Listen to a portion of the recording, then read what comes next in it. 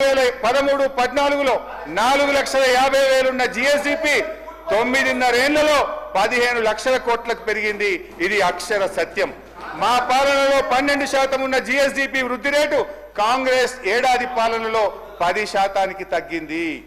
1,24,000 కోట్లున్న తలసరి ఆదాయం 3,56,000 కోట్లకు పెరిగింది.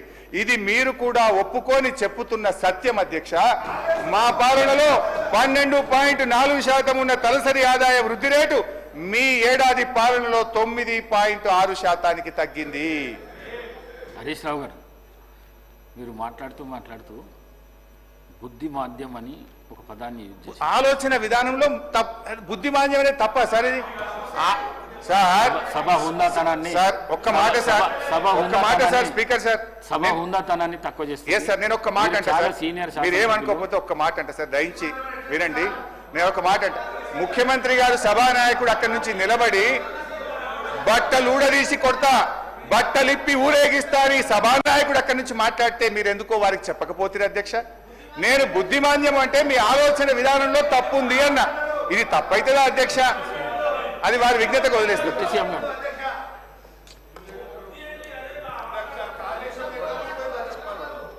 హరీష్ రావు గారు చాలా సంవత్సరాలు మంత్రిగా కూడా చేశారు అధ్యక్ష. శాసనసభ వ్యవహారాలు కూడా చూశారు. వారు మాట్లాడుతూ ఉంటే నేను పెన్ను పేపర్ తీసుకొని రాసుకుంటా ఉన్నాను. వారు బడ్జెట్ మీద, సరే గత బడ్జెట్ మీద చెప్తా ఉన్నారు, ఇప్పుడు బడ్జెట్ కూడా మాట్లాడుతూ ఉన్నారు. చాలా సంతోషం. రెండింటి మీద మీరు అనలైజ్ చెప్తా ఉంటే మేము రాసుకొని సమాధానం చెప్పడానికి కూడా సిద్ధంగా ఉన్నాం. కానీ మీరు శ్రీధర్ బాబు గారు చెప్పినట్టు ఆ చెప్పే విషయం వదిలేసి పొలిటికల్గా స్లోగన్స్ చెప్పించడానికి ఎక్కువ ప్రయత్నం చేస్తున్నారనేది మీ ఉపన్యాసం ద్వారా అర్థమవుతా ఉంది. దాని పరిధి కూడా దాటి మీరు ముఖ్యమంత్రి గారు సభానాయకుడి గురించి కూడా మాట్లాడుతుందా ఒక మాట అన్నారు, అజ్ఞానం వల్ల. అజ్ఞానం వల్ల అంటే ఏంటి అధ్యక్ష? ముఖ్యమంత్రి గారికి జ్ఞానం లేదని, లేకపోతే మాకెవరికి జ్ఞానం లేదు. ఇది కరెక్టేనా మీరు మాట్లాడే మాటలు సభానాయకుడిని పట్టుకొని? అట్లాగే సరే సభాపతి గారు సభా విలువల్ని పెంపొందించాలని, మనం మాట్లాడే చర్చలు కూడా ఉందాగా పార్లమెంటేరియన్ లాంగ్వేజ్లో ఉండాలని వారు చాలా మంచిగా మీకు సలహా ఇస్తూ ఉన్నారు. బుద్ధిమాంద్యం, మీకు బుద్ధిమాంద్యం ఉందని మా అందరి గురించి మాట్లాడుతూ ఉంటే అది కరెక్ట్ కాదని చెప్తా ఉన్నారు. రైట్, మీరు కనీసం నిజంగా విఘ్నులైతే స్పీకర్ గారు సభాపతి గారు చెప్పిన దాన్ని విని బుద్ధిమాన్యం అన్న మాట పొరపాటు అయిపోయింది, నేను విత్డ్రా చేసుకుంటున్నా అని చెప్పి వారి ప్రసంగం చెప్పాలి. కానీ ఇంకా గౌరవ సభాపతి గారితో కూడా ఆర్గ్యుమెంట్లోకి వెళ్ళి నేనేమన్నాను, వారేమన్నారు, వారు మాట్లాడేటప్పుడు మీరు చెప్పలేదు, ఇప్పుడే నాకు చెప్తా ఉన్నారు ఏంది అని మన వారు జగదీశ్వర్ రెడ్డి గారు ఎట్లయితే మాట్లాడటం కోసం ప్రయత్నం చేసి ఏం చేశారో ఇప్పుడు అదే ప్రయత్నంలో వీరెళ్తా ఉన్నారు అధ్యక్ష. ఇది కరెక్ట్ కాదు. మీరు సభాపతి గారిని కూడా మమ్మల్ని అంటే అన్నారు, సరే ముఖ్యమంత్రి గారు అన్నారు, మమ్మల్ని అన్నారు, మాకు బుద్ధిమాంద్యం అన్నారు. రైట్, మాకు బుద్ధి ఉందో మీకు బుద్ధి ఉందో నేను మొత్తం రాసుకున్న తర్వాత లెక్కలు చెప్పేటప్పుడు చెప్తాను. నేను సభాపతి గారితో కూడా ఆర్గ్యుమెంట్ ఏంటి అధ్యక్ష? మీకు దట్స్ నాట్ కరెక్ట్ అధ్యక్ష. వారు లెక్కలు చెప్పమని చెప్పండి, రాసుకుంటాం.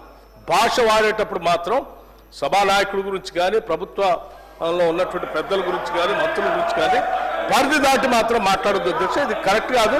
మీకు ముందే మీరు బడ్జెట్ మాట్లాడేటప్పుడే మీరు ముందు ఒక సూచన చేశారు సభలో, మేము లెక్కలు చెప్తాము జాగ్రత్తగా వినాలి అందరూ అంటే, మా లెజిస్లేటివ్ అఫైర్స్ మంత్రి గారు లేచి ఎస్ మీరు చక్కగా చెప్పండి, ఉందాగా మాట్లాడండి, ఈ సభలో అర్థవంతమైన చర్చ జరగాల, మేమంతా సిద్ధంగా ఉన్నాం. పరిధి దాటిపోయి బడ్జెట్ పరిధి దాటిపోయి మీరు అడ్డగోలుగా మాట్లాడటం చేస్తే మాత్రం మా సభ్యులు కూడా ఎవరు ఊరుకోరని చెప్పారు. ఇంకా అంత చెప్పిన తర్వాత కూడా మేము అదే పనిలో ఉంటే ఎట్లా అధ్యక్ష? ఇది కరెక్ట్ కాదు. హరీష్ రావు గారు నేను చెప్తున్నాను, please come to the point. Already గంట అవుతుంది అధ్యక్ష, let him conclude it. Thank you. Sir, మీరు మాకు పెద్ద దిక్కు, మీరే మాకు పెద్దన్న లాంటి వారు, మీరంటే మాకు ఎంతో గౌరవం అధ్యక్ష.